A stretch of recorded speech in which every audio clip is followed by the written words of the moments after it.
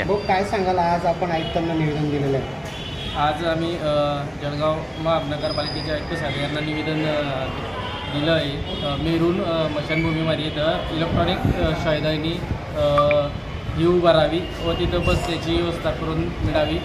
त्याचनंतर सभा मंडप तिथं उभारावा, जेणेकरून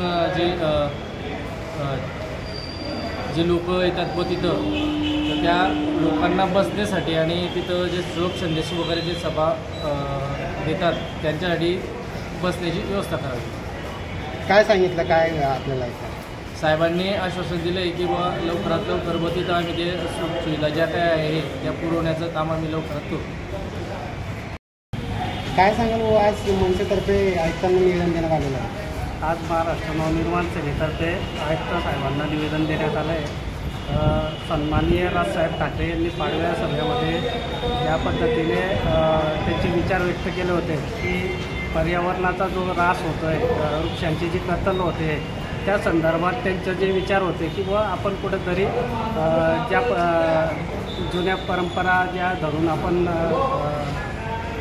अग्निडाग वगैरे देतो आणि त्या झाडांची कत्तलच एक प्रकारे होते आणि त्यानुसारच ते केलं जातं. तर त्या संदर्भात आपण निवेदन दिलेलं आहे की इलेक्ट्रिक शवदाहिनी मेरूर परिसरात व्हावी. तिथल्या स्मशानभूमीच्या पावसाळ्यामध्ये जे काही